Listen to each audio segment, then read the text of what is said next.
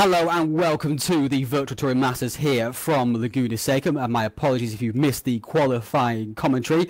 We are now about to go racing. However, the drivers are just on their formation lap at the moment. Just quickly fill you in on what happened during the qualifying session. Chris Butcher took pole position with Adrian Holm alongside him. Yunus Rivio in third, and Toby Davis surprisingly a little bit back there in fourth spots. Let's go into the game for you now. The drivers are making their way around the formation lap to start this first race of the evening. We've got two races here tonight, two races of 20 laps. The second race grid is determined by the race one results, with between the top 6 and 10 rivers, depending on what happens with the random draw. So that's what we've got to look forward to, should I say, after the start of this race. Now quickly in the standings for you guys, just quickly fill you in on those. Here are the standings. Adrian Holm leading from Toby Davis, John Munro, Eric Toback, Matthew O'Ban, Chris Butcher there in 6th, with Rivio 7th and Oyala in 8th. So the field is now gridding up, as you can see. Here is the rest.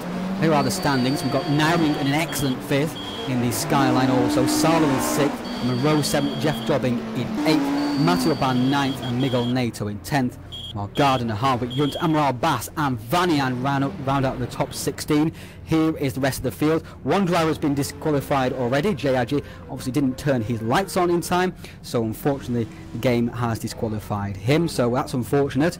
Jay qualified 20th there, be able to join in the second race. However, the field is now gridded up, and we are about to go racing here today. Yeah, here we are. Watch for the lights, there they are in front of us on that gantry below the TouringProSeries sign. 4 lights will be on. And 4 green lights are on, and away we go.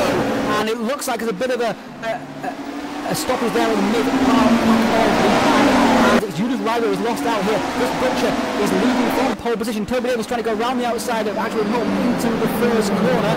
What's going to happen here as they now head round turn 1 and turn 2. Toby Davis going on the outside of Adrian Holm, which means he has the inside now for the turn 3, and he's already made the move stick. In fact, that was turn 4 now through towards turn 5 underneath the Yokohama brakes. The field go streaming through.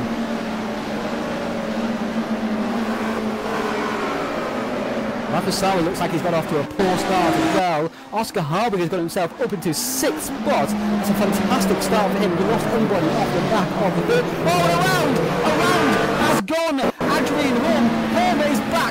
Where is he? I'm trying to find him. Oh, and it's Yunus Rivio looks like he's got big damage on his car. Maybe a puncture there. I can't quite see. But it looks like Rivio has been involved with Adrian Holm. No, Rivio looks like he has got any damage. Just a bit of a connection issue there. We can't quite see exactly what's happening. Rivio back to 20th. Adrian Holm is back to 30th. And Anders Nielsen is back to 31st as well. Danny Montero has spun up at the corkscrew, so he's now getting going once again. Tim Stroud has also lost out. There's Anders Nielsen and Tomasz Demelin. And now Adrian Holm is already up to 26, so Adrian Holm is on a recovery mission here. Let's watch him as he goes through the field. Look out for him. Chris Butcher now is leading from Toby Davis. There's a big gap back to Oscar Harvick, 2.5 seconds. Oscar somehow has found himself in a podium position here at the moment. We've also lost somebody else because Oscar was in 6th. He's made up 3 positions. He must have... Yunus Rivio has gone back. Adrian Holm has gone back. Who else must have gone back there as well? I think maybe John Munro was ahead of him, and now John Munro has fallen back as well. So not sure exactly what happened to Adrian Holm. Let's see if we can find out, because we were with it. It will be a big rewind for us. So let's try and see if we can get there.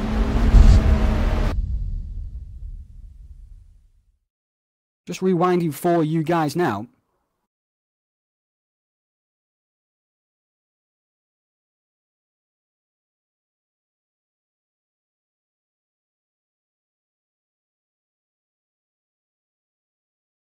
It's difficult to see exactly what happened. Oh, here we are.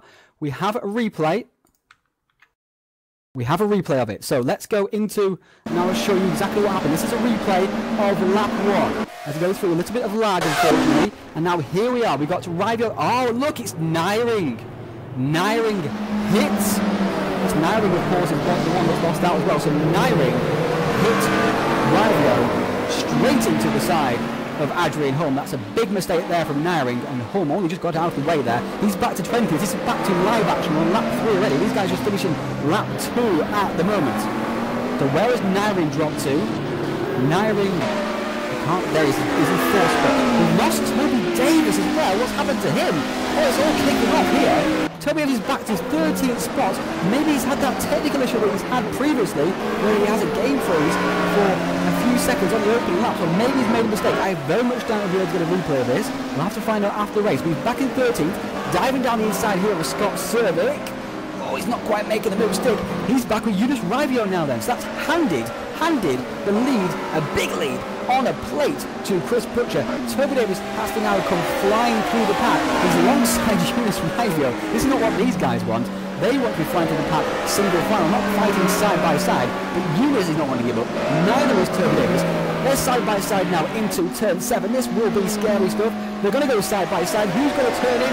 It's Eunice Rivio out the outside. He's out in the gravel, and Toby Davis takes that 13th spot.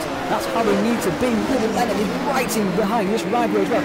Lennon with Reece Garner in behind him, and then back making a mistake there. It's his head shuffling the pack here as through goes Toby Davis. Ethan Bass is scooting away from this pack on board with Cervic. On our right is Amaral. Down the inside comes Toby Davis and Amaral. Pushes Amaral into the gravel. Now on the inside is going to come Toby Davis. He's going to take the position away from Scott Cervic and power down the straight. Rivio is finding it more hard work, of course, because his car is not quite as fast as the straight line. It's contact down the straight. Reece Gardner on the outside. We've got Gary on the inside. We've got Daniel Becker as well. And Reece Gardner's going to overtake them all. He's overtaken 4 places there. But now, back down the inside comes Daniel Beck, the Holden, the big heavy Holden. He's been out-muscled in the braking zone, and Rivio's gone through. Lennon was taken out by the big brute, the Holden. Now Rivio is trying to come through on the inside of Daniel Beck. He's been held up, however. He's been held up. Toby Davis is still in that 10th spot. He's now chasing after Ethan Bass. This is the battle we need to watch at the moment. Eunice Rivio, we've got Adrian Holm was 4 positions behind him. There is Adrian. Just a little sneak of him. He's in the black Nissan Skyline. Eunice Rivio now down the inside of Daniel Beck. He's going to make the move stick. Daniel is not one to give way. He loves a bit of paddle bashing, a bit of racing as Daniel. And now Rivio is through. And he can now concentrate his efforts on Amaral. But of course, Amaral has a very quick car. Oh, and Rivio has made it. Let's go. Oh, and Dobbing into the back of him. Dobbing into the back of him. Rivio has quit the race. Dobbing hit the back of him. Dobbing had nowhere to go. Let's watch that on the replay. This will be from the roof of Dobbing's car. We see in the foreground there is Rivio. He tries to stop the car coming back on the track. Oh, and Dobbing could only see him at the last second. And Dobbing, is he out of the race? No, he's not. Surprisingly, that car is still going. But oh, he's very badly damaged indeed. He's in 29th spot now with a puncher, it looks like, on the right corner. We've got Danny Montero's been into the pits as well, so he's back a lap down, back to the front of the field. Chris Butcher is braining them at the moment. He's setting fastest lap after fastest lap. Oscar Harwick is 4.1 seconds behind. With Matty O'Ban in 3rd. John Monroe in 4th spot. Matthew O'Ban looking very good here once again. Rossasolo down the inside here with Klaus Naring. What a good move that is. They've got David Young just behind them. And Miguel Nato not far behind also. In the yellow ex-Torborg, ex-Anders Nielsen Ford Sierra Cosworth. Toby Davis has got past Ethan Bass. Predictable stuff there. Ethan Bass is now under attack from Scott Cervic. Scott is Norwegian with Scottish heritage. Ethan is just Scottish. We've got Pedro Amaral in 12th. With Reece Gardner in 13th, and Gary now in 14th. He's got Adrian Holm in behind him. Holm going past Daniel Beck. Yes, just about. See Holm just being a little bit more measured when going past people. Rivio a little bit out of shape, I would say there, but Rivio, again, involved in all kinds of shenanigans here. And down the inside, he's gone to Clint. What on earth is that all about? Almost straight into the side of Daniel Beck. He averted catastrophe, thankfully. And now he's coming down Rainy Curve. And it's all calmed down for now. The field is still streaming through. Let's go back to the lead of the race, if we can. Here we are. The field's going to come streaming through here now then. Daniel Montero just being out of sequence there. There's Harwick. There's Orban and Munro. Here comes Nairing. Now he's got past Sala once again with Yunt in 7th, NATO in 8th. There is Toby Davis in 9th spot. He will be fancying his chances of perhaps getting up to Matty Orban in 3rd. He's got his work cut out. He's got 13 laps to make up those 8 seconds. The rest of the field comes streaming through. Back to Chris Vickers there is in 20th spot with Andy Bernard also in there. Chris Butcher set the fastest lap of the race once again. Let's check where he is at the moment. If he gets actually to him. What on earth is happening here? I can't get to where he is. There we are, there's Chris Butcher. We can actually see him now then. He's making his way through the corkscrew and rainy curve for the 6th time.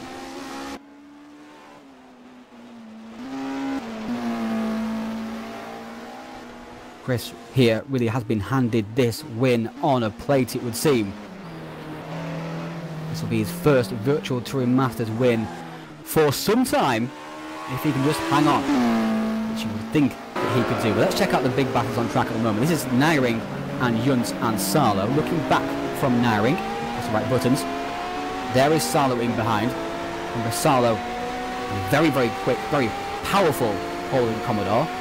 But Klaus Nairing in the skyline has quite a bit of grunt also as well. He's giving up some 47 horsepower to the Holden, however. The Holden is quite a bit heavier. They make their way through turn 4.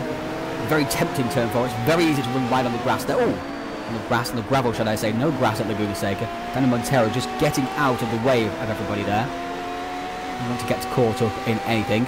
Toby Davis has got the gap now to 1.5 seconds, in fact, to Miguel Nato. Looks like Nairing is pulling away from Rasmus Salo. Let's look from David Yunt then. Look forward to Rasmus Salo. Through turn 7 they come, up the hill. Yunt should be quicker on this track than the Holden, but Salo knows how to pedal these machines. He has a couple of Touring Pro Series wins under his belt. David Yunt does not. In fact, David Yunt has never scored a podium. In all his time at TPS, there's many, many races, he's never scored a podium, except for 2 races at Bathurst, which were both shortened and both co-drive races, so he's never scored a podium by himself. It's quite an astonishing fact, really. It just goes to show how strong Touring Pro Series is. No quarter is given. Look how much faster the Sierra is through the final sector than the Holden. Row is not that much further ahead of Klaus Nairing, really. The gap is only 1.6. Miguel Nato and Toby Davis are going to come to blows in just a second here. Well, not to blows. Let's hope they don't come to blows. Oh, almost. But Toby Davis should be passing Miguel Nato pretty quickly here. He's closed the gap down by about a second a lap over the last few laps. So something should be happening here pretty soon. Let's keep an eye on this. Rivio, as I say, is out of the race. So 30 runners. From the 32 who started. He actually got disqualified early on by the game for not turning his headlights on, more than likely. I'm afraid that is a bit of a schoolboy error from Jay. He won't be happy with himself over that. And Davis down the side of Miguel Nato, and that is 8th spot for Toby Davis. We've got Adrian Horn also fighting his way through. He's just gone past Pedro Amaral. He's up to 12th. Remember, he was hit by Eunice Rivio in the open lap, who in turn was hit by Klaus Nairing. This is up at turn 6. Horn back in the pack, put Nairing a little bit further back, also put Rivio back in the pack, and all kinds of shenanigans happened when Toby Davis also went back in the pack. So now Rivio is out of this race. Lap 8 of 20, almost halfway here. Now down towards the penultimate turn.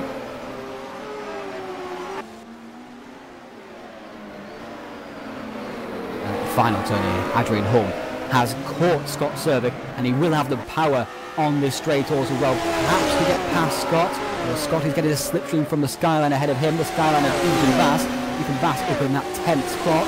And Adrian Horn's going to make a move. No, he's not. Thinks better of it. Mercedes are very good at the brakes. Cervic has done lots of practice for this race as well. Oh, and a side-by-side. 3 wide off the first couple of turns. And now Horn's on the outside here at turn 4. You do not want to be on the outside there. and still on the outside, searching for a way past. Just needs to get a clean exit from here and power past Cervic into turn 6. Oh, and Bass has made a mistake. That's put everything very, very close indeed. Bass down the inside. Oh, contact on Holm again. Holm is not liking that going with drivers behind him, with other Skyline drivers in fact. They seem to be all ganging up on each other. No teammates there. And Holm is now up to 10. Scott Cervic has tried to go down the inside, trying the outside of Ethan Bass. It's not worked. Pedro Amaral in this Skyline has now come through, almost down the inside of Ethan Bass. And now we've got Rhys Gardner in the act as well, along with Gary Lennon. Lennon in the super and off! Off has gone Scott Cervic. He's gone off at Rainy Curve. And now he's back to 15th. That gives a position to Gardner and Lennon. Cervic rejoins.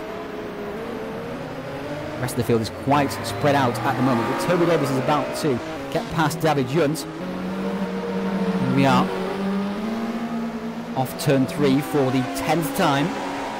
Now into turn 4, and Junt can see that Toby Davis is coming, and he's putting pressure on Rasmus Salo, who wants to get in front of Rasmus Salo so he doesn't have Toby Davis breathing down his neck. But I fear it is inevitable here that Toby Davis will get past these guys, as now Salo is sideways.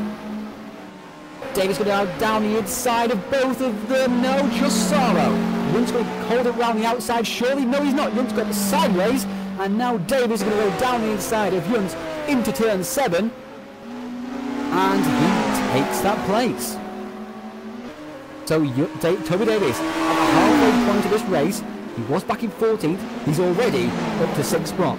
The next target for him is Klaus Neiring, 3 seconds down the road.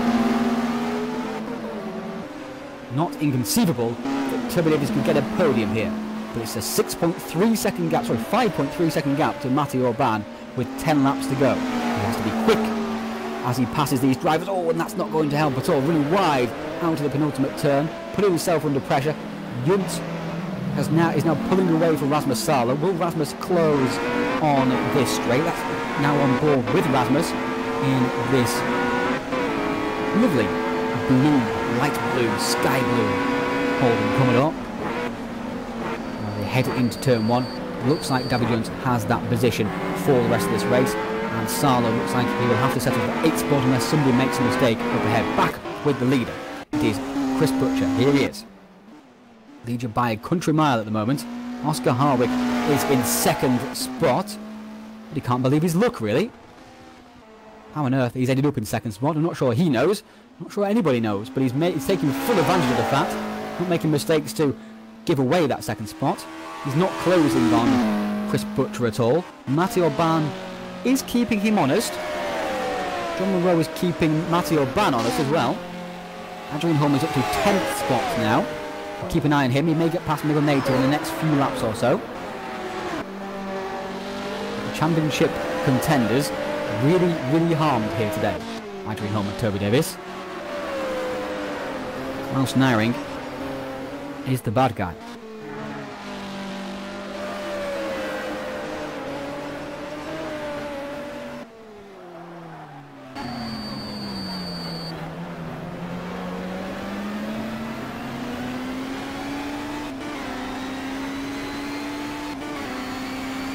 Now the leaders complete their 11th lap onto their 12th lap now then. Davies is now pulled away by 1.3 seconds from David Junt. Let's check back in the pack before he gets run through the field. So we've got Chris Butcher up for Oscar Harwick in 2nd spot, gifted that. Matej Orban gifted it as well. John Monroe was kind of already there in that position, but he's been gifted 4th. Klaus Neiring has been the giftee. He's been the giver and the taker awayer, with Toby Davis dropped back to 14th on the 2nd lap. He's now up in 6th. David Junt is in 7th. It's a decent run from him. Rasmus Salo in 8th, considering how much the Holden doesn't like this track. It's a very, very encouraging result indeed. Miguel Nato is in 9th spot, doing very well considering this is his Virtual Touring Masters debut. In fact, he may fancy a chance of getting past Rasmus Salo before the end of this race. 10th spot is Adrian Holm. He's recovering after being sent to the back of the field almost. In fact, he was sent back to the back of the field, back to 30th position he was, after contact from Rivio, who had contact from Nyring. Ethan Bass is in 11th spot. He's profited from all the shenanigans and has held his position well as also. Pedro Amaral right in behind him, with Reece Gardner pedalling the Holden very well indeed again. And Gary Lennon having a decent race also. Scott Cervic, there he is in 15th spot. With Jonathan Ockathin in 16th. And the rest of the field comes streaming through. There is Daniel Beck in 17th. Bruno Salsfro in 18th. Vanny in 19th. 20th is Chris Vickers. I think that was Chris. It's going far too fast for me to tell. Jeff Dobbing should come through sometime soon. Nope.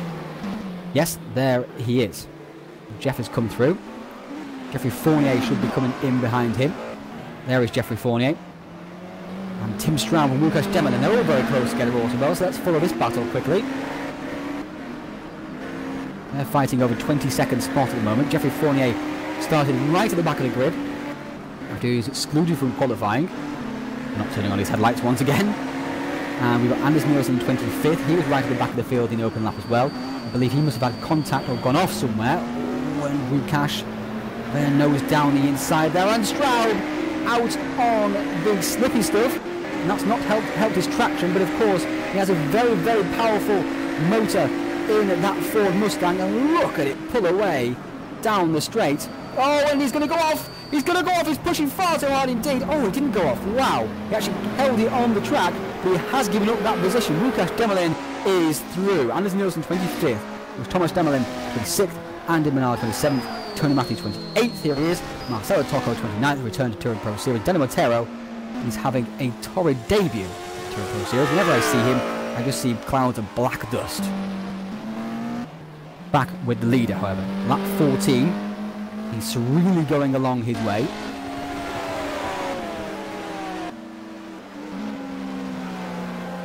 No care in the world at the moment. In fact, he'll be finding this quite boring. He won't mind once he sees that checker flag and he sees that his name is on top of the timesheets.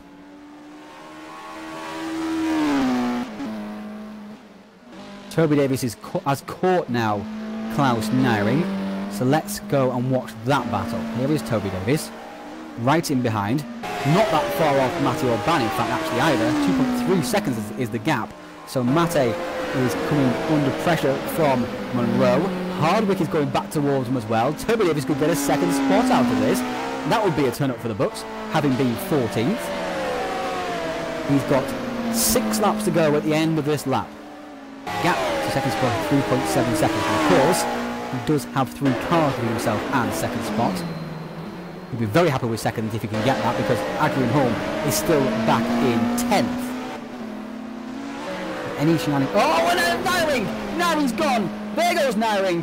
Off at Rainy Curves. That's one more position for Toby Davis. Nyring has gone off. Young's going to come through. Raja Sal is going to come through. Nyring's struggling to get the car going again.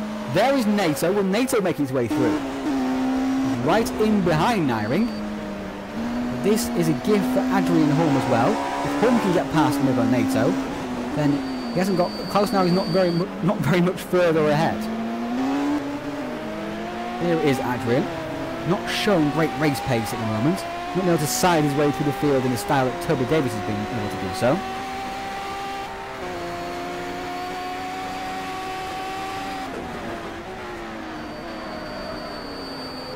Holm is ranked 18th. In our Touring Pro Series ELO rank. Actually the highest of the drivers who are racing here today. Lots of these drivers haven't raced in Touring Pro Series for a while, or have had some poor results in other series, such as Toby Davis and Chris Butcher. Toby Davis in fact fell out of the top 100 of the Touring Pro Series rank. He's back now challenging just outside the top 50. More improvements to come, of course. And that was just 4 races.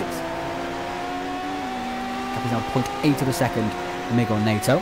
Let's have a look at Toby Davis, see how he's doing with the 4th place battle with John Monroe. Press the right buttons here. Here we are. Down they come through Rainy Curve.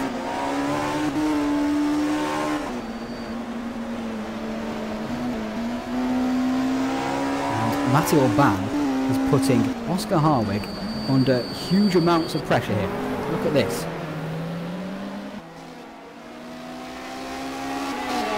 come over the stripe for the 16th time. There's 4 laps to go. Chris Butcher has a healthy margin of 12.1 seconds, but Oscar Harwick is beginning to struggle. Oh, down the inside as well, John Monroe. Oh, that's an opportunistic move. He's going to make it stick, it seems. Orban trying to go around the outside, and Monroe not leaving any room. Now Monroe has a slight bit of power to get him ahead into turn 4, and that's what's happened. Monroe up to 3rd spot.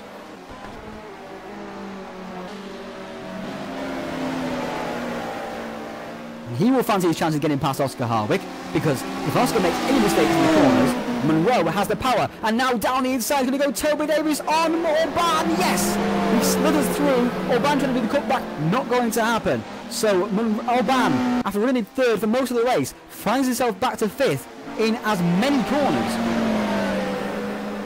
And Oscar Harwick kicking up the dust there. That's not going to help him at all. Looking back from Oscar. It's a front-running Alfa Romeo driver at the moment. This Butcher is out in a league of his own currently. It's a test session for him, a Sunday drive. He wants to conserve his energy, not use it all up and have it there for race 2. Monroe's pushing a bit too hard. He's going to get pressure from Toby Davis. The cars are getting difficult to drive, you can see that. Toby around the outside of Monroe. Monroe is holding it. Monroe has more speed. Davis is out on the slippery stuff as well. That means he's under pressure from Orban. We should be okay. Orban's not got quite the power. Here comes Monroe. Look at the power of that skyline around the outside. Now down towards turns 2 and 3. Monroe still on the outside. He's giving some room to Oscar. Oscar's nosing his way through. Monroe trying to hold around the outside. He hasn't been able to do so. Now Monroe's got the power towards turn 4. Has a look. Not going to work this time. Davis sideways as well. Monroe fancies his 2nd position. Davis fancies his 2nd position. Harwick wants it. Orban is lurking. Should anything happen to these 3 drivers, Orban will be the beneficiary. Here we go again. Harwick is struggling in the corners. That's leaving him vulnerable on the straight. Here comes Monroe. He's going to go down the inside. Here's going to be 3 wide in turn 7. It's not going to work. Who's going to give? Who's going to give? He's not going to tell me Davis. Monroe goes through. Davis. Monroe's going to do the cut back. Oh, Monroe's in the wall. Monroe's in the wall. Davis now goes through. Harwick is ahead. Has got that 3rd spot. Monroe did the perfect manoeuvre there. He did the cutback, but he got out of shape on the power, and it didn't work. He had the right idea, but not the right execution, and Davis is into 2nd spot. What a turn up for the Bucks there. Adrian Holm is back in 9th. He's loving that. As now Harwick has to hold off Matty Orban. It's a bit easier to hold off Orban than the powerful Skyline. Oh, Harwick is sideways, almost into the side of Davis, and he's gone over the anti-cut. It's slowed him up, and Orban takes the 3rd spot away. Harwick back to 4th.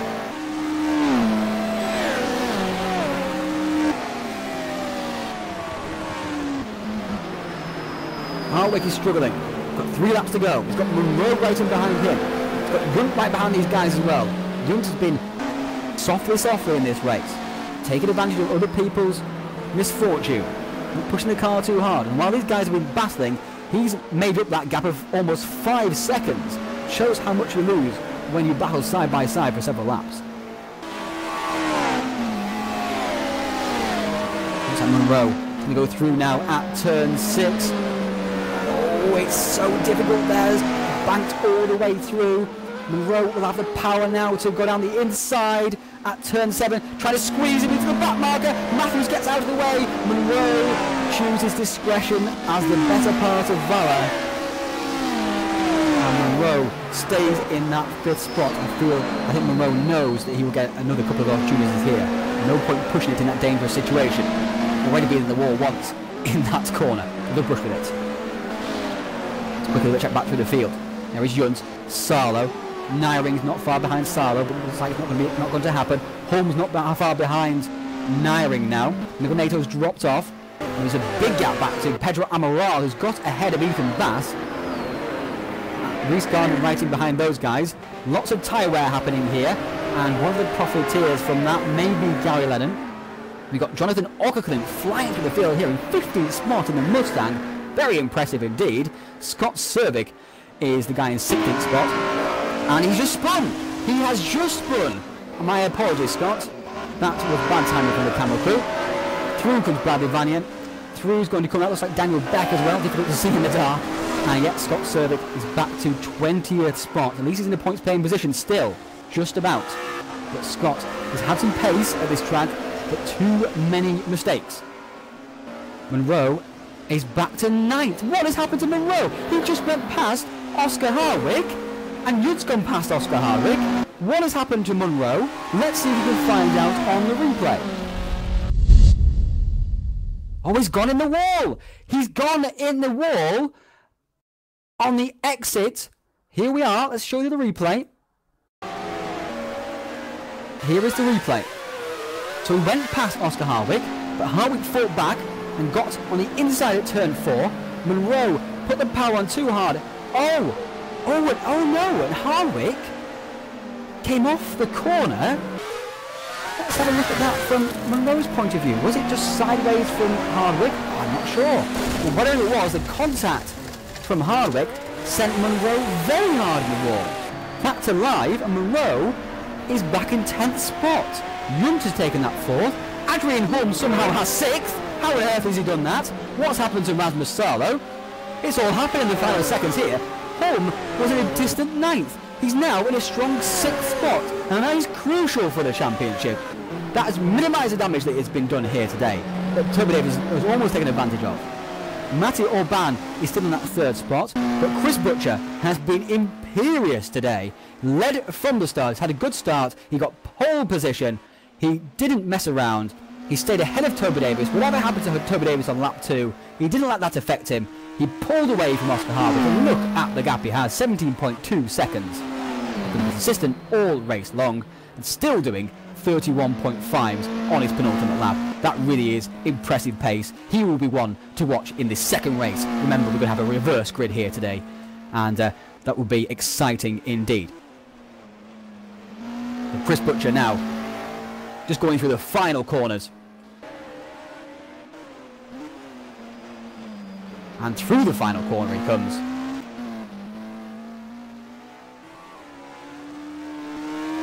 And he's going to take victory here today at Laguna Seca. Weaves across the line in delight. He'll be very, very pleased with that as he takes his first Virtual Touring Masters win since Norris Ring, I believe, in Season 3. I will double check that for you, but he will be very pleased with that indeed. Toby Davis comes across the line in 17th spot.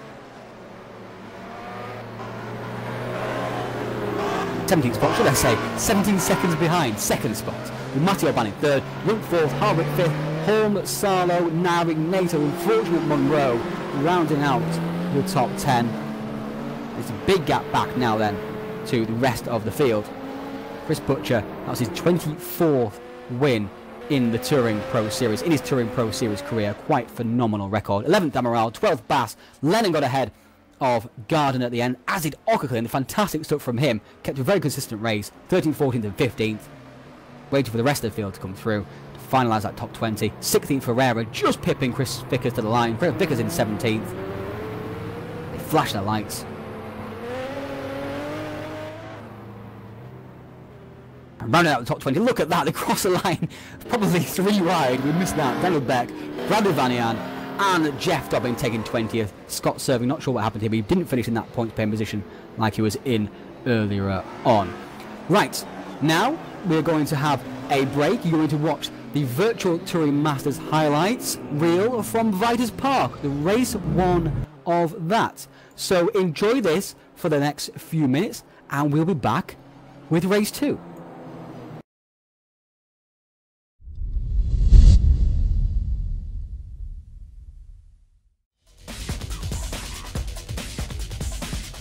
Hello, I'm Ryan Callan and welcome to the 3rd round of the Virtual Touring Masters here from the fictional Vitus Park set in Switzerland. And Toby Davis took his first Touring Pro Series career win here 3 years ago, and he put it on pole here today also. Alongside him on the front row is joint championship leader Adrian Holm. Second row is Monroe and Rivio, with Butcher and Richards making his debut this season there in 6th. Henneberg, Orban, Oyala round out the top 10, while Amaral, Naring, 2 and 9 and Dobbing, Nielsen and Stenbeck rounded out the top 16.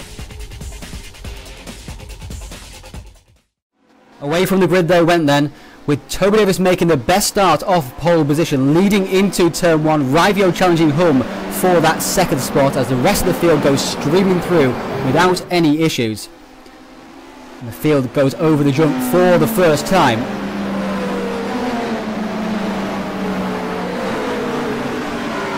Before winding their way through the fast chicane further on the lap.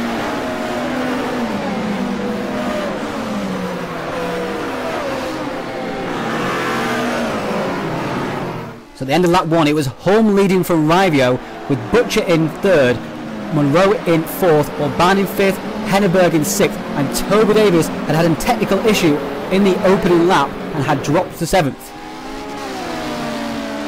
Rivio was all over the back of Adrian Hum and made this move to take the lead of the race on lap 2.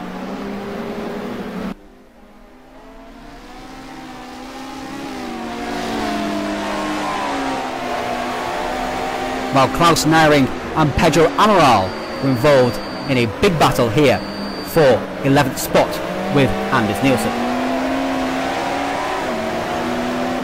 Neiring taking full advantage of Amaral's battling.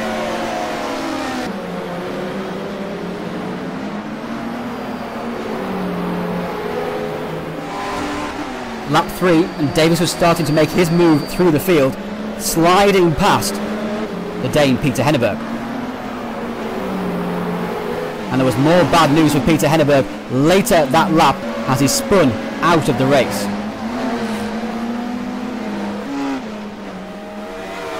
On lap 4, Anders Nielsen wanted the 10th position from Rhys Gardner and took it.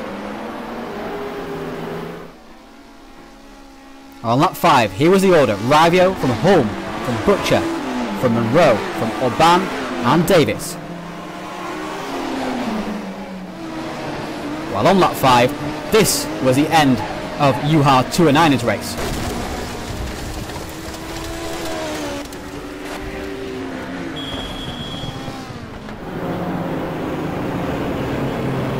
A slow motion replay showing just how airborne the Volvo got.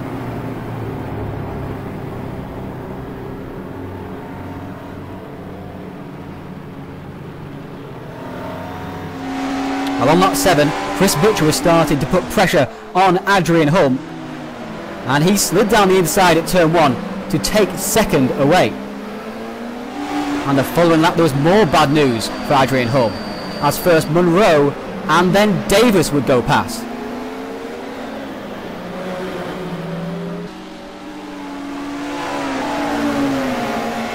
Davis taking advantage of the side-by-side action and making a daring move down the inside.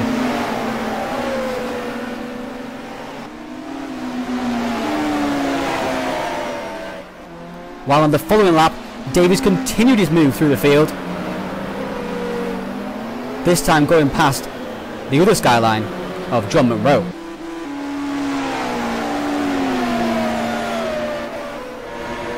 Lap 10, more skylines now as we're on board with Rhys Gardner, watching the ongoing battle between Amaral and Neiring, while Gardner himself will get a small touch-up from Kjell Stenbeck.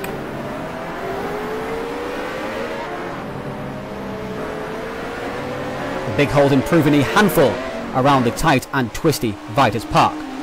Lap 12 and Butcher was just about clinging on to second spot until this mistake saw him drop back to 5th.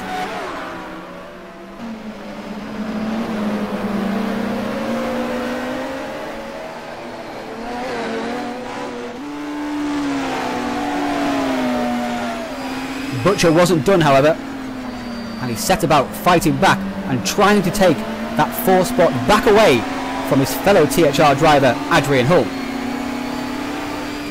On board with Orban, and this could have been disastrous. Great car control from Chris Butcher saw the battle continue, and the following lap he made his move back past Adrian Hum into 4th.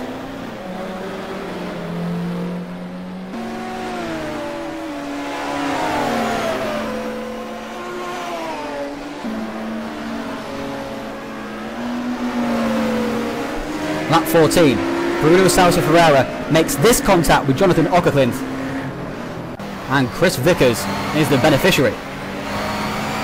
Chris goes up into 19th spot. Lap 14, and the gap between Ravio and Toby Davis was 6 seconds. With Ravio's medium tyres starting to wear, it's going to be a close battle.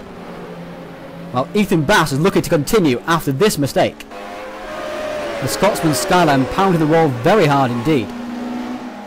Lap 20, and the tyres began to wear, proving a handful even for the M3 drivers. First, Stenbeck made a mistake, which allowed Gardner to sweep around the outside. And then Daniel Beck, in his eagerness to take advantage, lost traction and slid onto the infield, thankfully avoiding any contact. While the other M3 of Matty Orban had been caught and passed by Matt Richards, which has taken advantage of his more durable hard tyres. Lap 21, and Butch was putting Munro under all kinds of pressure for third spot, and he took it away. While there was more bad news for Munro at the following corner. Having to dodge two battling backmarkers saw him lose fourth also to Adrian Holm. While on lap 23, Butcher and Holm continued their hard battle. On the penultimate lap, no quarter was given or taken.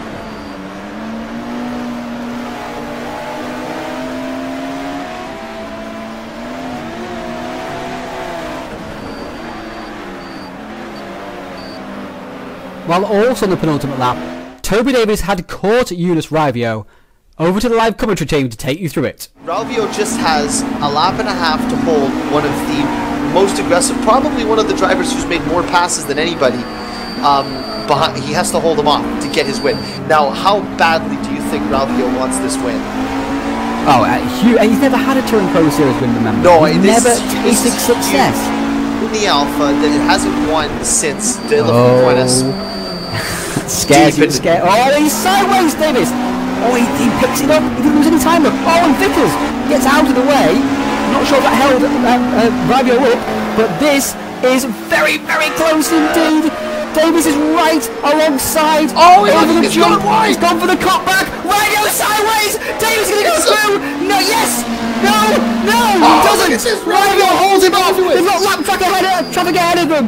Daniel Beck, please drive faster. And Ravio now is the inside here. Davis around the outside. Trying to contact.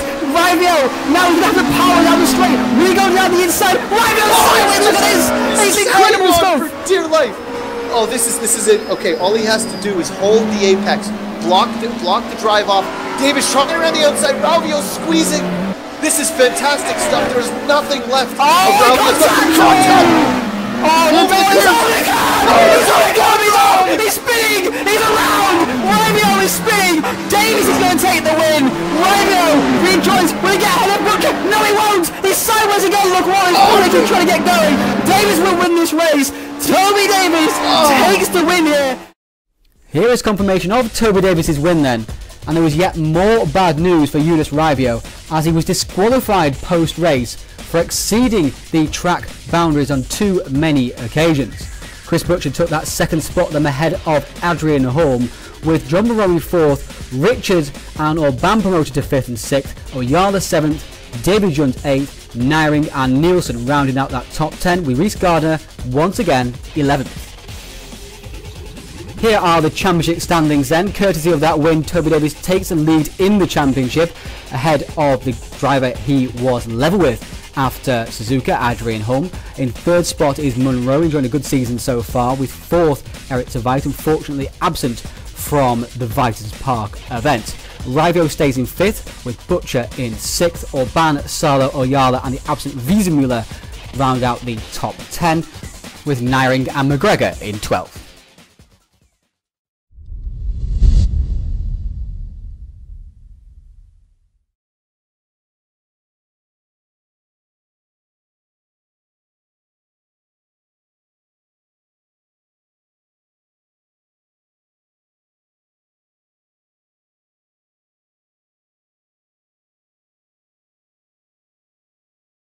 Hello and welcome back to the Virtual Touring Masters. We've got race 2 just coming up from Laguna Seca in just a few seconds here, so look out for that. Here are the live championship standings now. Ignore those championship standings that you saw after that video. Here are the live championship standings. So the 4-point gap that Holm had over Davis has been reversed. It's now a 4-point deficit between those guys, so that will be okay. Monroe in third spot. He obviously didn't pick up very many points in that one, but Chris Butcher, look at that. He's leaped from 6th up to 4th, and there was quite a big gap there also as well. It's not out of the question that Chris could mount a championship charge here. Just has a couple of good rounds, and Davis and Holm have a couple of rounds like that where Davis doesn't recover and Holm finishes in those 6th positions. It could happen for Chris, so he just needs to keep working hard. This Rivio is still in that 7th spot, still hasn't picked up any points since race 2 of the season. We're now about to head into race 6 of the season. This is the 4th round, of course, but we're going to 2 sprint races at both Vitus Park and here. So we've got Ayala, Nyring and Sarlo all joint 8th spot. We will have Robert Wiesenmuller in this race here today. He's missed the first race, unfortunately. Not sure why, but he will be starting from the back in this race, as will Eunice Rivio. So look out for that, for those fireworks to kick off. Looking forward to that. So the drivers are about to get ready. How long is wait? The drivers are about to start their formation lap here now then. So let's go into the race for you.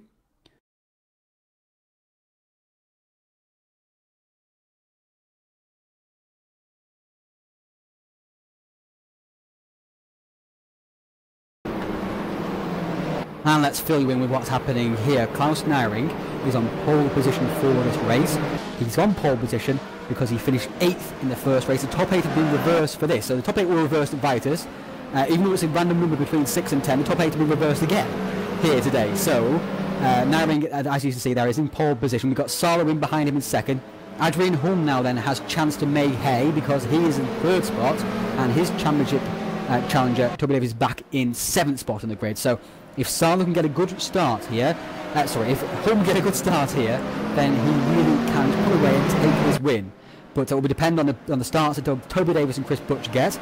With Oscar Harwick in 4th, with Runton 5th, and Matty Orban in 6th. Many drivers complained about the tyres. I think we saw that in race 1. The tyres really fell away. We're pushing them hard around this track. This track is very abrasive. Migonator in 9th, Monroe in 10th. So the rest of the grid is how they finished the first race. So you've got Bass there in 12th, Lennon in 13th, Ockler into 14th. So that strong race from Ockler into the first race is helping his second race. That's what's so key about these 2 sprint events. You have to do well in race 1. If you do well in race 1, you then do well in race 2. The problem you have is if you do badly in race 1, it harms you for race 2, because then you end up being Eunice Rivio or Jay Adji. Or Tim Stroud was also disqualified himself by not turning on his headlights, unfortunately. So another schoolboy error there, unfortunately. So the rest of the field is coming streaming through. We've got 31 drivers on the grid. Eunice Rivio is in 28th on the grid. Jay Adji behind him with Wiesenmuller and Menard right at the back also. I believe we lost a couple of drivers. Who's actually left the server here? We've lost both Thomas Demelin and Bruno Sousa Ferreira before the race has even begun. So that's very unfortunate for those guys. Also unfortunate I clicked the wrong button there, my apologies. As the field is now gridding up on to the incline that is the grid here at Laguna Seca. It's quite difficult to get away from the grid here because you have to hold the brake. You don't hold the brake, you roll backwards, of course. If you're even moving, rFactor will ping you. So look at them all lining up here.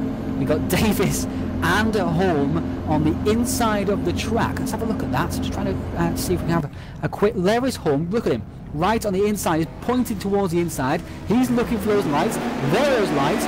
Lights are about to go green. And away we go for race 2 at Laguna Seca. Let's see what kind of start everyone makes this time around. And it's Holm who's made the best start. Look at that. He has rocketed from 3rd to 1st. Sarlo has gone back from 2nd to 5th. And Nyring is under attack here from Oscar Harwick. Now there is Toby Davis has made a good start as well. He's up to 4th position already. That will not please Adrian Holm as the field comes streaming through for the first time on this opening lap. Oh, and that's Tony Matthews off in the dirt. as Rivio comes through, staying out of trouble this time around. And that is also another Alfa male. That is Paul Minard, I believe. Difficult to tell with two Alphas apart, unfortunately. Back to the front of the field. Here we go. Adrian Holm leading.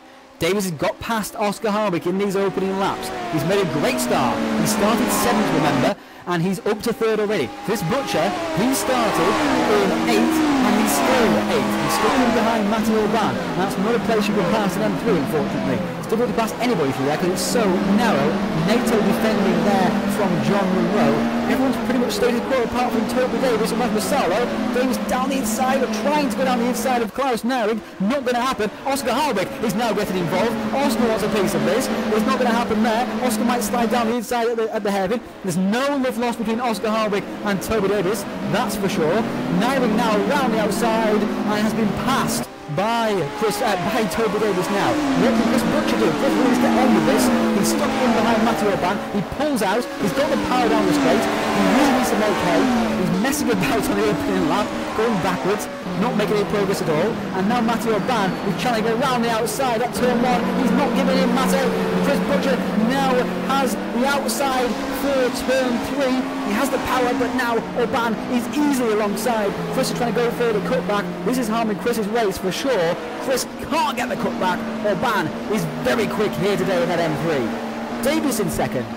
Naring 3rd. Harwick 4th. Salo, Lunt, Orban, and Chris Butcher. Chris Butcher just disappeared from the timing screens. And does that mean he's out of the race? What on earth has happened to Chris Butcher? He's out. Is he out? The timing screen says he's out.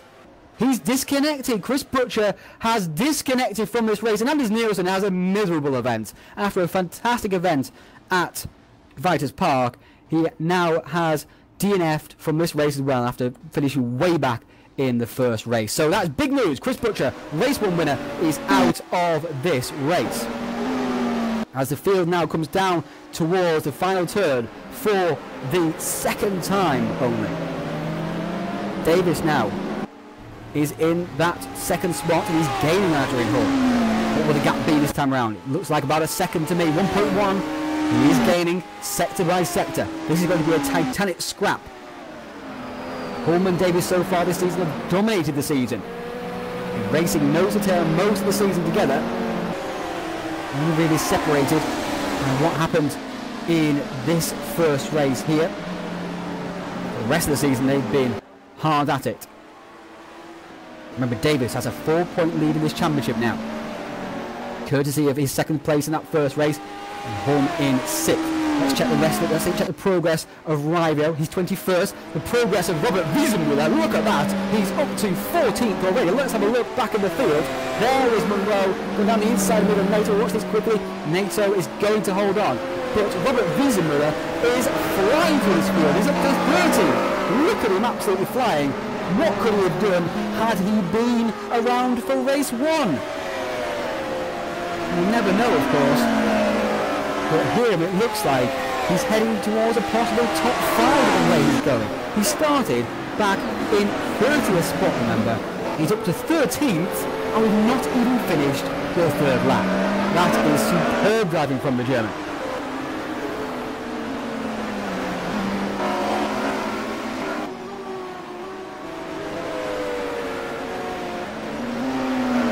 Next on his list is Daniel Beck and Ethan Bass. Daniel Beck and Ethan Bass seem to be joined at the hip this season so far. We saw them nose to tail and battling. Oh, that was a crisp flip, but almost going in the wall. Goodness me. Not quite sure how he's managing to get the Mercedes out of shape in a slow corner, but out of shape it got, that's for sure.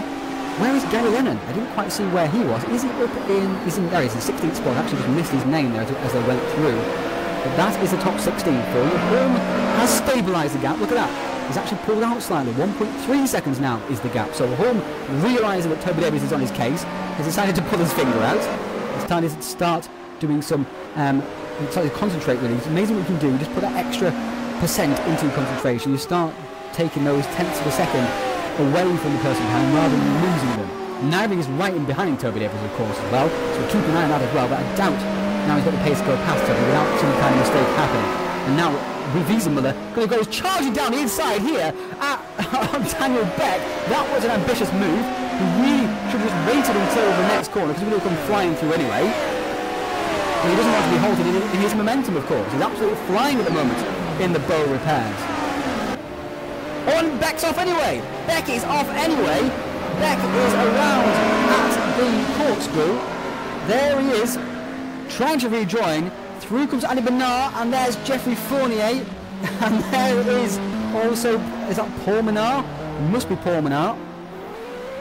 Turbo was fastest lap of the race, 30.161. Goodness me, that is a scintillating lap there from Toby Davis. He will be right on the back of Adrian Holm, one would think. Rivio has gone past Bradley Vanier now. He's right in behind Chris Vickers, trying to get the slipstream up the straight, pulling out, trying to go through, getting a small slipstream from Gary Lennon as a result as well. He'll break down the inside here and take away 16th spot from Vickers. Lennon's run wide. He'll come back across and get the momentum off the corner. There was no compromise there from Lennon. Didn't allow Rivio any room there. We gave him exactly an Alpha's width. The gap between Holm and Davis is now down to 0.7 of a second. This is what we mean when we say a titanic struggle. There's not much passing going on here, and it may be a bit boring to the layman, but these guys are very intense right now. The concentration coming off these cars is incredible. This is a championship battle as well as a race battle. There's a big picture here. These guys are racing each other as well as the track right now, and this is as intense as it gets. Narrowing is 2.2 seconds behind. Nobody's really fighting at all. In the background, we've got Chris Vickers involved in something with Gary Lennon and Eunice Rivio. What's going on here? Oh, hello, what's going on here? Lennon with Vickers tucked up behind him, Vanian behind him. Ockerton has not had a good race. He started in 14th, remember. He's back to 18th. Miguel Nato's out of the race, unfortunately. So we've lost Nato. He had a strong first race. He's going well in this race as well, so not sure what's happened to him. But he looks promising. And his car will suit Pookie Curry as well. So we're looking forward to him in the rest of the season. We see Ockerton has got the wall there. Numbers did. But Lennon ran wide at the final turn. That's allowing Vickers Vanian through. And Vickers through also as well. Oh, Vickers! Oh, he's gone far too deep. Vickers straight off. Oh no! He held on the track. I cannot believe the amount of drivers that have held the car on the track at that corner. It's been out of shape. Saw it earlier with Stroud. Saw it with a couple of the drivers as well. Just there with Vickers. That really is amazing stuff. Vanian now ahead of Lennon. And it's sideways off the corner also as well. Go back to the front of the field if you can. Nothing has changed. We've not missed anything. There is Adrian Holm. There is Toby Davis. It's going to be a sight that Holm's going to look at for quite a few laps, I would imagine.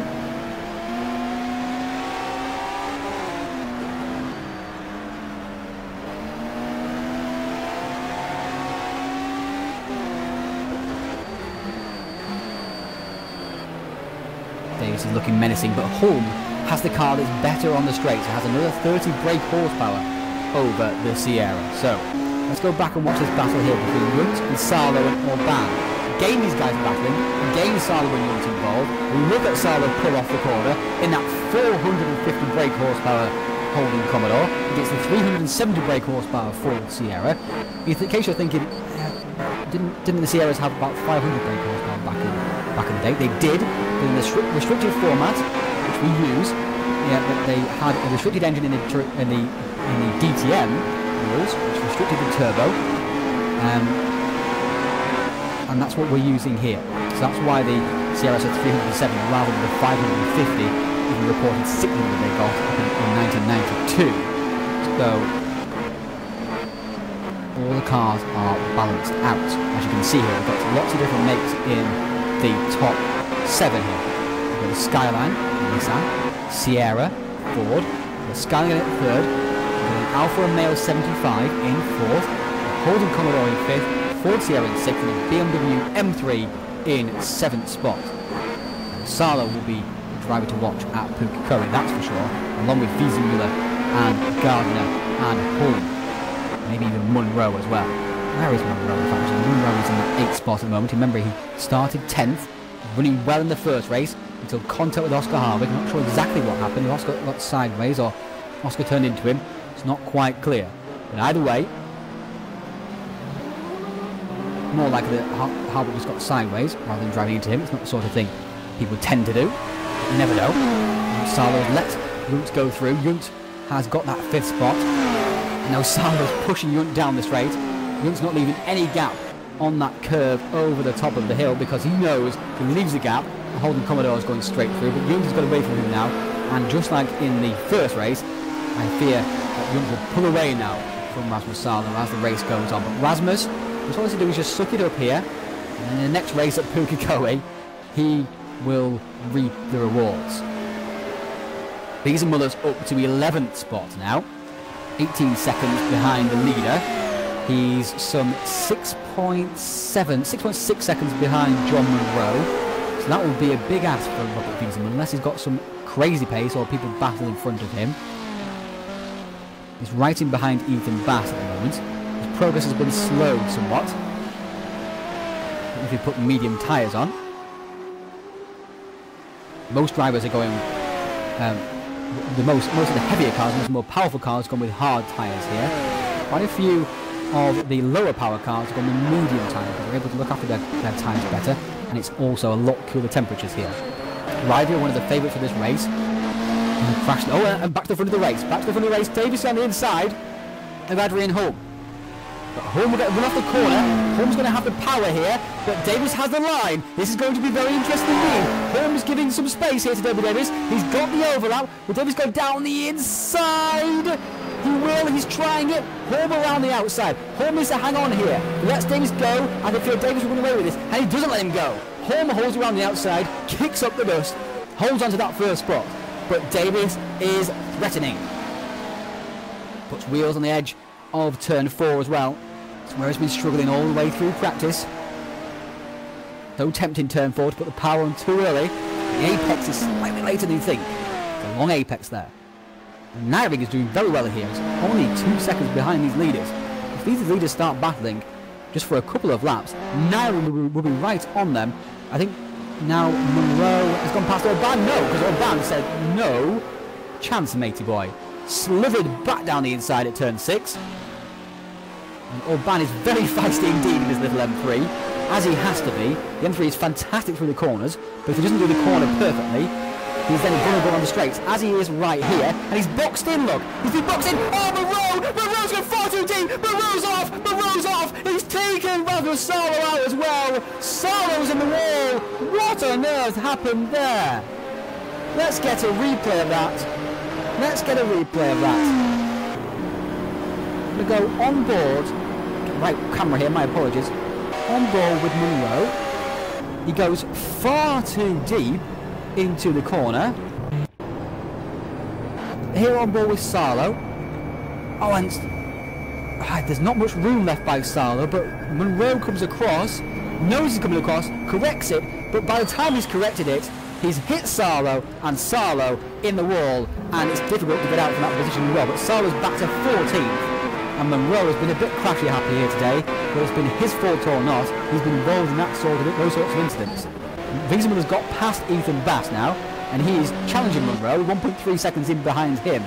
Rhys Garner ahead of him, so that's exactly what Robert Wiesman needs. He needs people to battle in front of him, or to go off, in Rasmus Salo's case, and gift him positions. I think Robert is going to go for a great run here. He, in fact, is the highest ranked driver in this race at the moment, ranked 15 in our ELO. He's ahead of Adrian Holm, ranked 18 in our ELO. A lot of the drivers who are ranked higher in our ELO rank aren't racing this championship. Doesn't mean to say that these drivers aren't any good. It's just that the way the ELO rank has been has worked, and recent results have obviously catapulted certain drivers towards the top. We've got people like Adrian Holm and Toby Davis are multiple race winners. Toby Davis is a Touring Pro Series champion, of course. Oh, and Holm holding off Toby Davis at the moment. He's covering slightly here at the final corner. That's good covering. What he needs to do is to go straight and set in the middle of the track there, because he has the more powerful car off the corner. It's allowing Klaus Nairing to get involved here also as well. On board with him. Coming across the line. This is lap 11. They've completed 10 laps. Nairing's only second behind Davis. Any more of those shenanigans, and Nairing will be right with them, putting pressure on them. Now he has one podium to his name in his 17 Touring Pro Series races.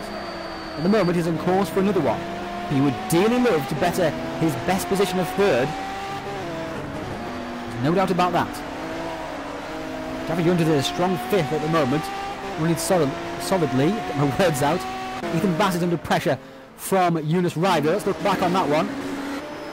Here is Eunice Rivio. Much better to the corners, of course, than Ethan Bass. Arguably a faster driver also as well. But that Skyline has about 100 more brake horsepower than the Alpha. Well, that counts for little when the Skyline can't corner like the Alpha. Alpha now side by side with the Skyline to try and force him here on a narrow entry. There was contact at turn 6. Not sure that was necessary between those two boys. Ryder just needed to wait for Bass to go a bit too deep and then do the cutback. Wiesenmüller is not gaining on Monroe at the moment. Maybe he's on those medium tyres and he's burning up just to charge through the field. And now he's just holding station. But whatever the case, he's not lapping as fast as the leaders. He's not lapping as fast as Monroe, really. Maybe a tenth or two here and there. Here's the rest of the field for you. We've lost Scott Cervic-Jayaji as well. Disqualified. Chris Butcher disconnected, we believe. Anders Nielsen crashed out. Not sure what happened to him. We've got 25 runners still. Oh, Rivio sideways off there as well. Back to the lead of the race. Here are the two leaders. Oh, contact! Contact at turn 3. I was want to call that turn 2, but remember, turn 1 is that big kink left-hander. Left-hander just after the start-finish line. Now here is turn 5. Davis has been very quick through there.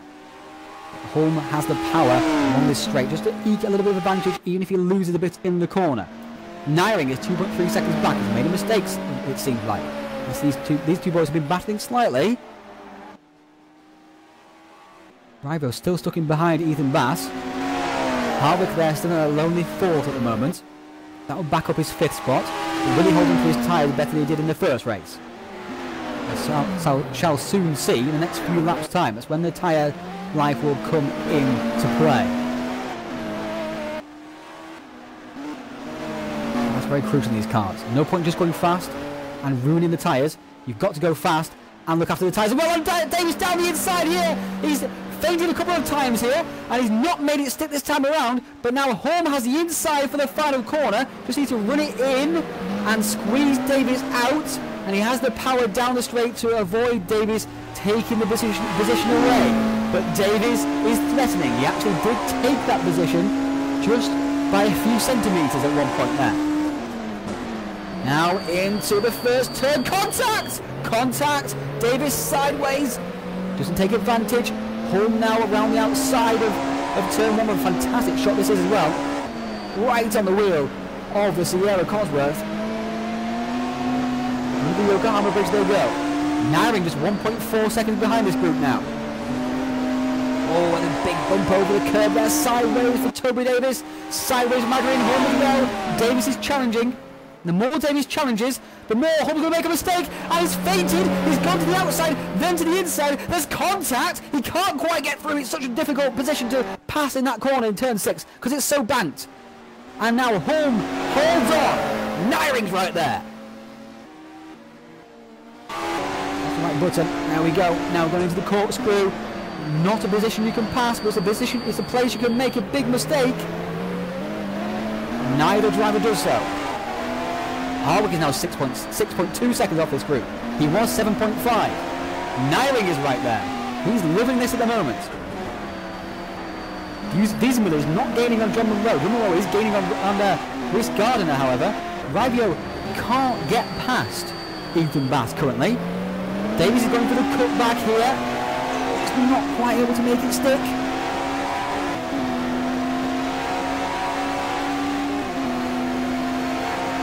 Nyring looking for any mortals to fall off the table. That is the battle of Holm and Davis. Nyring running the car in deep as well. Almost contact to the back of Davis. He'll already be in trouble, it seems, with the stewards from race 1, Nyring. So he needs to be squeaky clean in this one. He's affected the championship title chase more than anybody in this race so far, and Davis is starting to get sideways look. The tyres are starting to wear, starting to be a handful. Nyring right in behind Davis. Able to read the chassis number on the back of that Sierra Cosworth. Now we head up towards turn 7, a very quick turn 7, and Nairing is a bit slow through there, maybe slightly unsighted. He's lost lots of ground, but Davis has not lost lots of ground. There's a big dent in the back of Adrian Holmes' car, no doubt from the attention of Toby Davis. A couple of laps ago down at turn 1. This is a great battle. Munro has got past Reese Gardiner, and Davis now will go back down the inside again here at the penultimate turn. He doesn't. Holmes going to be wise to that one now, so he just needs to move across the racing line quite late. He's going across the track. Davis back down the inside. Holmes has fallen for it once again. Davis is trying all he can. He's sideways. Now Naring's got the run. Naring's got the run. Naring has the inside. Naring has the power. He may go past Davis here. Naring's going past. Naring into second. And Davis with that clever cutback. Naring on the outside for the lead. Surely not. That's not going to work. He's now on the outside, and Davis back through once again. Naring a bit too ambitious, and he paid the penalty. But Naring is right in this battle. He is threatening, and now these two drivers know he is a real threat. He's not just a nuisance. He's not just a pest in their mirrors. He's a threat for this race win. Harwick is even closer once again. Holm is hanging on. He's led every lap of this race so far.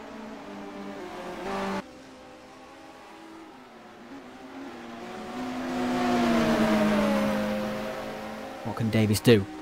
Davis is clearly faster than before. Finding the way past is very, very difficult at the moment. Davis has had a couple of opportunities. Holm has been able to use the power of that Skyline. Oh, he almost tried to squeeze through at the corkscrew, a la Kelvin van der Linde in race 2 in season 2. And Davis down the inside once again at the penultimate turn. He can't quite do it. And Holm has the inside run once again for the final corner. And unless Holm makes a big mistake on the power, Davis is just not going to go past. In fact, he's under threat from Naring, as we saw earlier. Naring has such good power in that Skyline. Ravio's got past Ethan Bass. We're not looking at much of the rest of the field, unfortunately. I do apologise for that, but this is a fascinating battle at the front. There's the top 24. The 24 runners still. Who else have we lost here? We lost Daniel Beck. He's out of the race as well. But these three are keeping us very entertained indeed. This is a really intense battle. The sweat will be dripping off them in their seats, in their racing chairs, in their race rigs, with their Logitechs, with their Thrustmasters, with their Fanatechs. They're trying their darndest. Adrian Holm from Sweden. Toby Davis, English.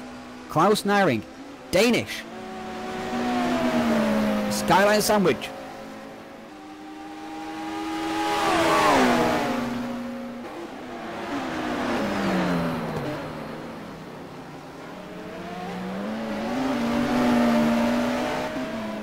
Kicks up the dust across the top of the mountain. He's lost a little bit of ground through the corkscrew as a result. Hasn't quite got the pace to live with these guys, so he needs them to battle to be able to make any kind of move. Holm there, not defending this time around. Contact from Toby Davis. Just giving him a little nudge along. Oh, Naring very sideways indeed. His tyres are really becoming a handful. There's 4 laps to go. Completed 16. Feasible is right behind Reese Gardiner. Let's quickly check on that battle. Here it is, the 2 Bow Repairs cars, the Holden Commodore and the Nissan Skyline.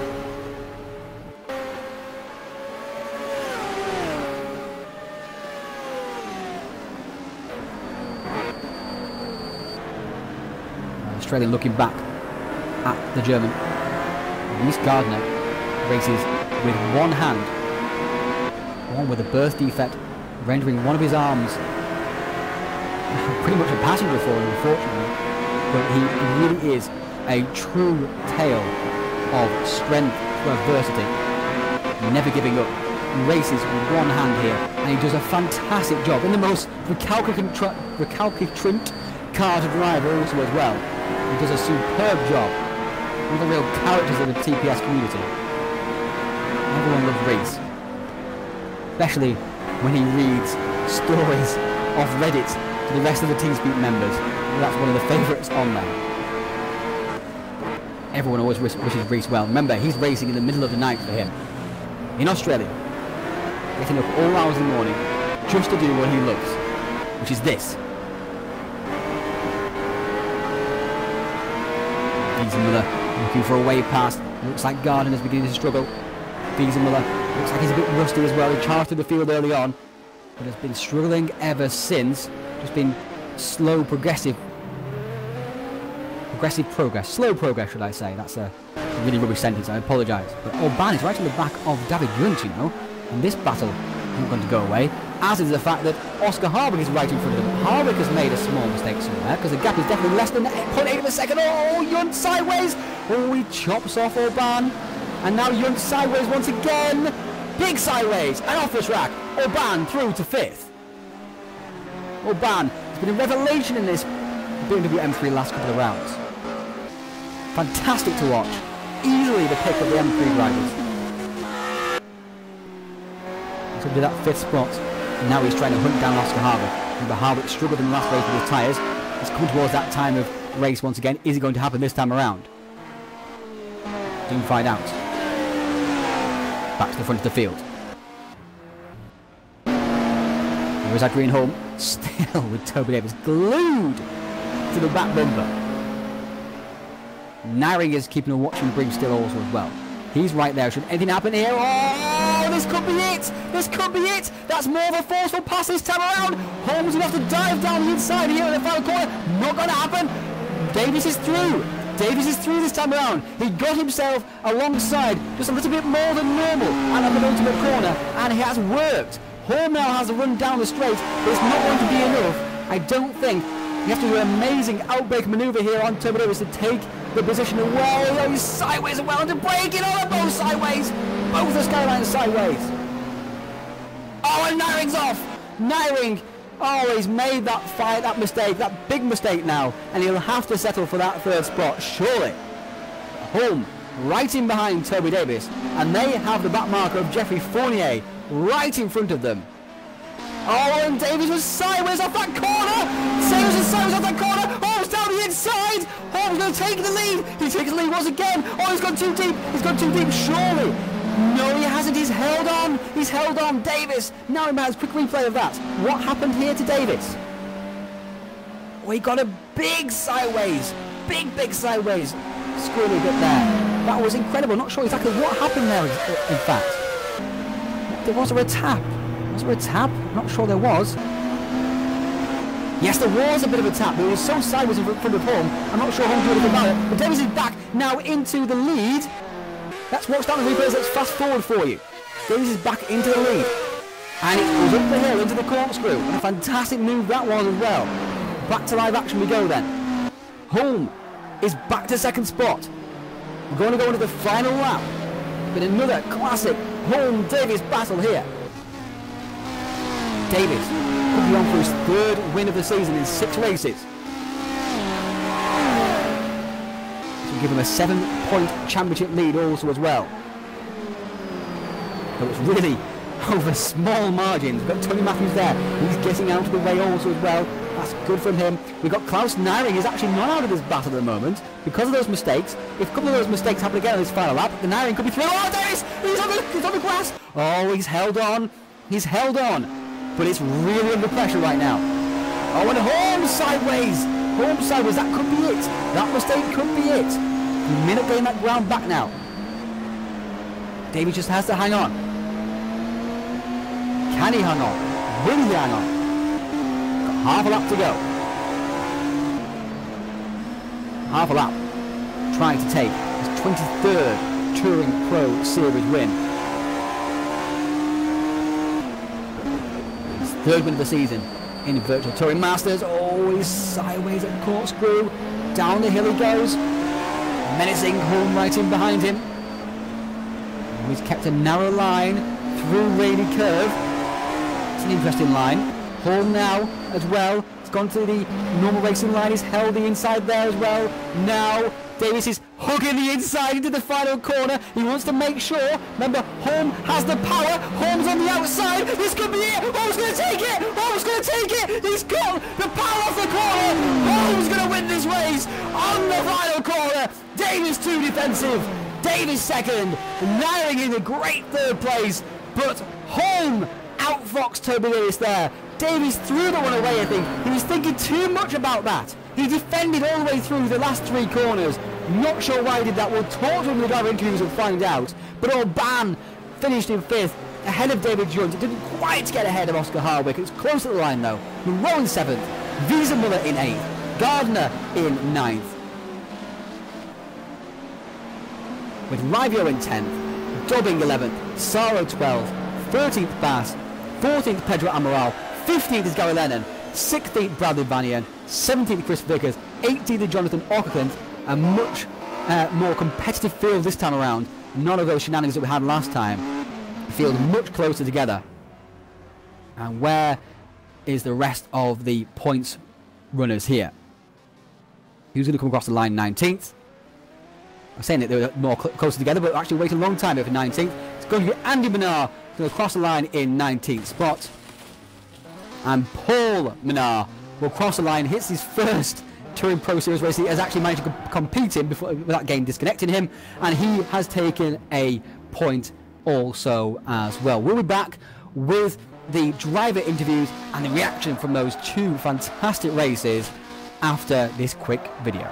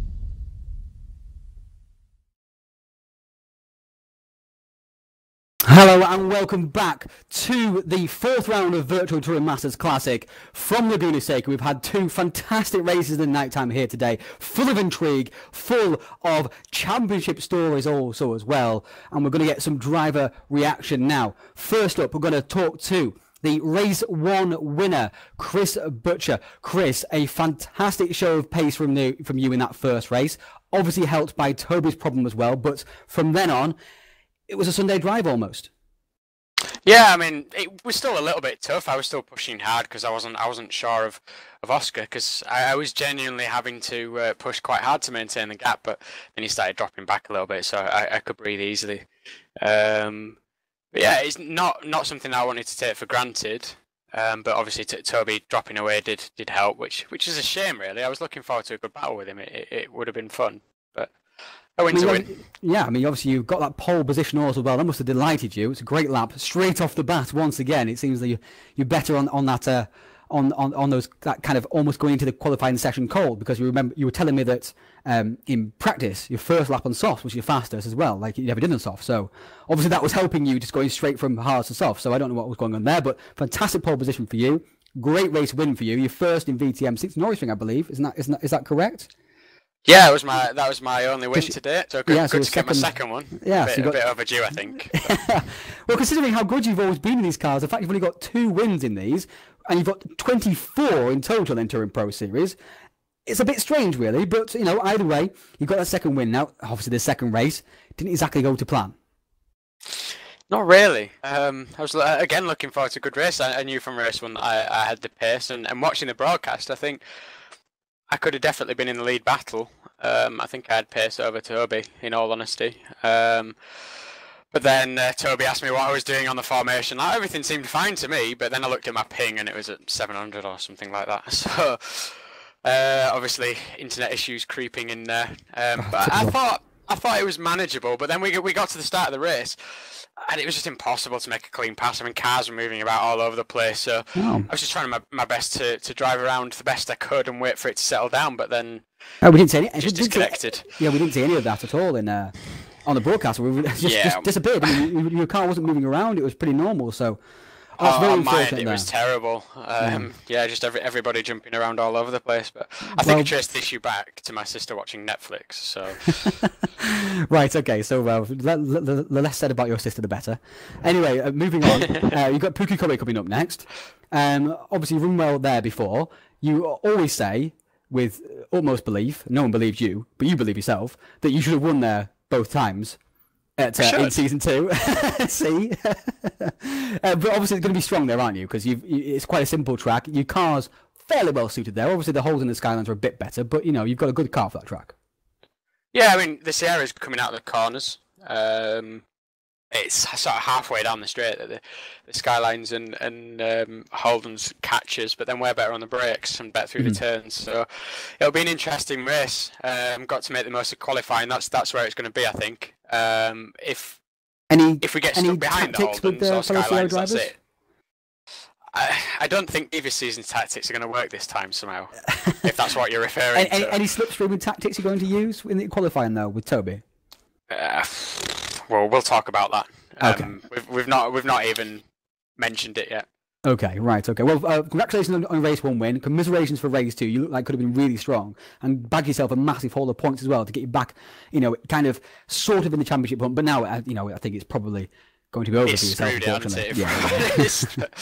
I said at the last round I was just here to have fun now. So anything else is a bonus, really. And you did, and congratulations to you for that race 1 win. So we'll move on now, and we'll move on to, we're going to speak, if we can just find him here, Adrian Holm. Adrian was the race 2 winner here, but first of all, I want to talk about your viewpoint of what happened in that first race on the first lap, Adrian. I don't know. It's so dark. I couldn't really see what was happening. If I knew a car was coming, I would sidestep them for sure. But yeah, it's a bit of a problem here when it's dark. You can't really see, but stuff that happens, and I managed to salvage it. So I mean, the 6th spot was a good result in the end. I mean, you were helped by some shenanigans at the end of the race, but it was a bit damaging in your championship charge because Toby got that 2nd spot. But the second race, I mean, it was a great race. You led almost all of the laps. You let Toby Davis through twice and then nipped him at the end. I mean, talk us through that. Yeah, Sierra's slightly stronger overall here at Laguna, but I really need to get some points back if I want to stay level with him. Yeah. So I just try to put on the, trying to be clever all the time because I know I got the power out of the corners. So, and I knew if he got through, I would have the slipstream to get back on him. So was a bit of a mind game, but a bit too close for comfort. Okay, well, talking about those championship standings for you, Adrian, you are now just 1 point behind Toby Davis, with Toby on 201, you're on 200. I mean, it could hardly be closer at the midway point of the season. No, it's great, and to do it with such a good friend as well. It's just awesome. We have such very nice. Yeah, we have a lot of fun during the races, and even though it can seem quite rough from time to time, we almost always give each other enough room. Well, and also, yeah, go on. I would say, how do you think? You say you're good friends. As this season gets towards the pointy end, and you're still this close, do you think that could affect the friendship? A bit more needle coming in? No, I think we'll be able to handle it professionally. Obviously, we might not be in the same TeamSpeak channel, but this stuff that goes on. And also a shout out to the old man. He's in hospital, so it was nice to win this one for him.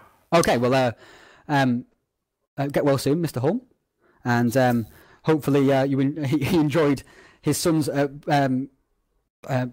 exploits here today, because obviously he took that race win. That's your third win of the season, which is fantastic. Toby Davis has 2 and Chris Butcher has 1, so it was between the two of you which will get the third one. That's a great race for you, and great recovery as well from that race 1, where you were actually back to 30th spot at one point. So to come back to 6th and then to win the second race really was a come up for yourself. So congratulations to you, and good luck in the rest of the season. Obviously, Pukeko is going to be a very strong round for you as well. So we're going to move on now to Toby Davis. Toby, you got a bit of runner-up-itis in these 2 races. I've got a what? Runner-up-itis. Runner-up-itis. Yeah, well, race 1 was always going to be second. Even if I hadn't had my stupid, which I found out what it is, by the way, and I will not disclose it here. My stupid screen freezy thing. Okay. But anyway, yeah. Can I disclose his screen freezing? No, let's just move on. I'll put it on the TPS Facebook page for anyone who's interested. The race 2. I'm literally, I can't even speak right now, to be honest. I'm sweating so much.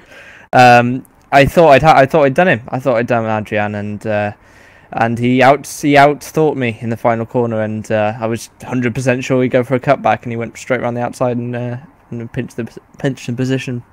So, I mean, you were so defensive into those final few corners. Why were you? It's not like you to be so defensive. Because I wanted to win, and yeah, but if that was for second and third, I don't think I would have been. But this is the Toby Davis, by the way, ladies and gentlemen, who preaches don't defend thin air. Do the Jason Plato and just drive normally. And what did he do? He defended thin air. So it was very surprising to see you do that. It's quite unlike yourself. I mean, was it due to nerves? Were you just not? It was more because Adrian had been doing that all race and keeping me behind, to be honest. So I figured that it would definitely be okay to do that. Well, he has the power. That's the difference, isn't it? So. Yeah. Anyway, I had to let him back through after I overtook him again. I think that was borderline. And then he hit me. He'd muted his microphone, so I guess he didn't hear me. But yeah, I said I'm slowing down, pulling to the right, and smash back in the back of me. But anyway, it is what it is. I think he let me back through on the straight up the hill. To be honest, I think we were just trying to cause each other a loss of time. But you were trying to let Nyring win, really, weren't you? I mean, you almost let him win the race at one point. Yeah, well, that was not. Don't blame me. That was Adrian doing 2 miles an hour on the apex of every corner. Okay, so it's Adrian's to blame. Okay, so we're obviously going to go to Pukeko next. The only issue we have there, of course, is that the Skyline is quicker than the. Yes, no, I don't expect to hold on to the championship lead. Yes, so it's important. Obviously, you went away from here with the championship lead, albeit very slender, of course, as you can see. So it's only 1 point. How confident are you going forward? For the rest of the season? Yeah, how would you rate your chances of winning this title? Reasonably good. Percentage I'm gonna be first or second. I would go. I think Adrian's got to score. The point, is it? Adrian's got to score. I think maximum points in Pukeko and Salzburg, because I haven't. That's not a mind game. You should do it easily. I should do well at Frontach and Trois Rivières. So he's got to maximise his points, and if he doesn't, I think if he doesn't take a double win at Pukeko and a win at Salzburg Ring, I think I'll win the title. What about Bathurst? Bathurst is anyone's game, isn't it? Let's be honest. Let's get to Bathurst when we need to, and Not even hopefully, your game, hopefully I can DNF. That would be helpful. Anyway, let's move on. Thank you, Toby, for No two second places is obviously a decent result. It's not to be sniffed at, and good luck in the rest of the season. Let's have a quick chat to a couple of the drivers here. John, you had a couple of decent races. It was kind of not quite in many kinds of ways. You had contact with Oscar very late on in race 1. We weren't exactly, Keith wasn't here, Keith abandoned me, but I wasn't quite sure exactly what happened there, John. What happened from your point of view? I mean, it was just a bit of an unfortunate one. I think me and Oscar was on dead tyres by that point, and I'd been catched in the whole. I mean, he was running second, I was fourth for the whole race, and about halfway through point, I started closing the gap back to him, and Mate was in between us. And once I got past Mate, really, it was just a big scramble between myself, Mate, Oscar, and Toby. And then Toby got the better of that lot, and I ended up at the back of it because I was kind of caught out, unfortunately, when we went 3 wide into one of the corners. And then when I was trying to repass Oscar, I gave him a little bit of a tap on the entry of the corner, and then on the exit, I think he just put the power down a bit too much from what he was saying, and lost the back end, which sent the car right a little bit, hit me and sent me into the concrete wall. So yeah, it was just a bit unfortunate, to be honest. I mean, you didn't quite have the pace here today. You've been a bit closer at previous races. I mean, why was that? I mean, well, to be fair, I wasn't expecting to have any pace. Going into this one, I knew our car would struggle at Laguna, but saying that, Adrian's done a fantastic job once again. And Klaus was also on the pace, but I haven't been practicing much. I've been busy with real-life racing and a lot of things like that. Yeah, I mean, I could list how many as you want me to, but yeah, not too much practicing, but I was just damage limitation today, which is a real shame because I was on for a podium in first, and then after they crashed at the end of the first one, that meant I was 10th on the grid for the second. So yeah, just a general slight lack of pace, but I'll be back for Pukekohe. Yeah, I mean, obviously circumstance and it's like lack of pace, obviously harming you there. But yes, your car's going to be strong for Pukekohe. Also, you've been in hospital lately as well, just overnight, I believe it was. But you're a lot better now. Is that right? It's just enough to slow me down right now. I think just enough to slow down. Definitely got a couple of podiums if it wasn't for that. Okay, so that's that. So we'll see John fighting back at Pukekohe, and hopefully John's fully recovered from that hospital visit. So who else we got to talk to here also as well? Oscar Hardwick. Oscar, you had 2 really good races here, obviously struggling with tyre wear, especially in race 1. Race 2 you managed it quite a lot better. Was that due to a change in driving style, or did you change the tyre compound? Well, Scott Sovic said to me, I told him the cambers I was running, he said, well, that was a bad idea because I was on mediums. Okay, there you go. So I reduced the camber and still had tyre issues, but like you say, they weren't half as bad. Apologies to John, like, he did give me a little tap into the corner, but nothing major. My tyres were just so ruined, I couldn't hold it in a straight line, though. It's one of those things. Also, you know, the setup, the tyres, that's a result of what happens when you only spend 10 minutes making the setup and don't do any laps. I can't... You pay a penalty. Yeah, I can't get angry at anything. Like, the results are way better than they should have been, to be honest. In the first race, I got lucky with all of the really fast guys crashing into each other. I mean, you appeared from you started kind of towards the bottom end of the top 10, and then you appeared to be in 6th spot, and then suddenly you were 3rd. I mean, you must have thinking all your Christmases were coming at once. It was handy. You know, I was starting in 12th, and I think by turn 3, I was 6th. I made a really good start and just thought, right, be strong about it. I sort of put on a pair of sunglasses that made me feel like Toby Davis, and I just thought, I am going to take whatever line I need through these corners. And like, in all fairness, it's a really functional tactic when you're in these tin tops, and it worked out, and I was in the right position. And fair enough, I obviously didn't have any pace in the latter half of either of the races, and that's what put me under pressure. But I feel as though the defensive job I did was good enough for the 4th in the second race and the 5th in the first race, and generally quite pleased. And I know Junus had all sorts of stuff going on with him today, but it's lovely to be the top alpha. Of course, yeah. I mean, all I can say about Pukekohe really is I'm trying not to think about it. Yeah, so enjoy this while you can. So obviously Pukekohe with long straights, the Alfa Romeo does not have the power, only has 300 brake horsepower. Actually, the least power of all of the cars in the field. It's quite a bit of torque for its weight. But obviously Pukekohe, we've got 2 long straights, 1 very long straight on there really, and it's going to really suffer. So just get whatever you can now and hope for some good fortune at Pukekohe. Congratulations for what you did today. Yes. That's going to wrap it. Actually, we're going to quickly talk to Klaus Naring. Actually, that'll be the last person to talk to. Klaus, fantastic pace in that race 2. But first of all, it did seem like you were a bit of a naughty boy in race 1.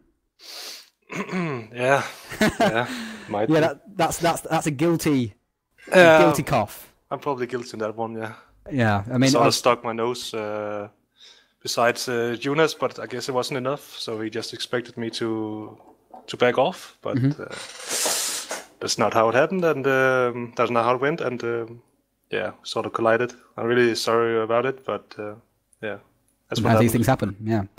Yeah. In race one, you were doing quite well, and then you obviously spun off at Rayleigh Curve. Yeah, well, Yeah, go on. yeah, I was quite surprised with my 5th position in qualifying, so I sort of said to myself, let's push a bit and see what it brings. But I didn't. I was 4th of something at a point, I think, and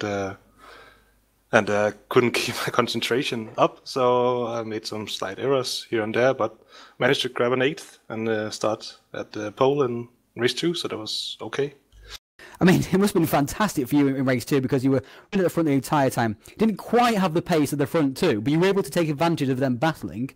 Did you ever think at any point, I can win this? Well, it seemed like Adrian was driving very defensive against Toby, so I thought maybe if they were too defensive at one point, maybe in the final corner, I could maybe get some more speed out of that corner and then pass them both on the straights, but didn't happen. I had Toby a little bit on the straight, but I think I broke a bit too late or something and didn't quite get past, but it was fantastic to watch him battle all race long. And I was quite pleased with myself to sort of keep up with him. Yeah, So far beyond my expectations. obviously fantastic performance here today, and you've got Pukekohe coming up next, which suits obviously the Skyline a lot better than Laguna Seca. So, you know, obviously you've got the pace here. Surely you're going to have the pace at Pukekohe as well. So you're going to be one to watch. Maybe. I've never been to Pukekohe before, so we'll see. Got a great big long straight. Your Skyline will love it. Okay, well, congratulations to Klaus. And thank you to all the drivers today for entertaining us. It's been fantastic stuff. Thank you to all our partners also as well. Multi BC for broadcasting. Obviously, ISI for making rFactor in the first place. And thank you to everybody who's watching here today also as well. We'll be back in 2 weeks' time. You can see that calendar right there in front of you. 20th of August, Pukekohe Park. Pukekohe always produces great races. We've been there several times in the past in Virtual Touring Masters and Virtual V8 Supercars, so it's going to be 2 cracking races once again. Those are the final 2. That's the final event that's a double sprint event for the season. Then go to feature events after that, and so that's the final time these guys are going to be at their most intense, it would seem.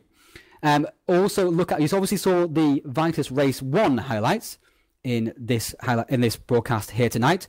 Make sure to subscribe to our YouTube channel, youtube.com/TouringProSeries, because the second race highlights will be coming out either tonight or early tomorrow as well. Make sure to follow us on Twitter and like us on Facebook as well. We already have a healthy contingent on Facebook, and that's where most of our news goes in regards to that sort of thing as well. If you want to race in the Touring Pro Series, you can go to touringproseries.com/forum, and all the regulations are all set out for you there. Thank you to everyone for watching, and until next time, take it easy.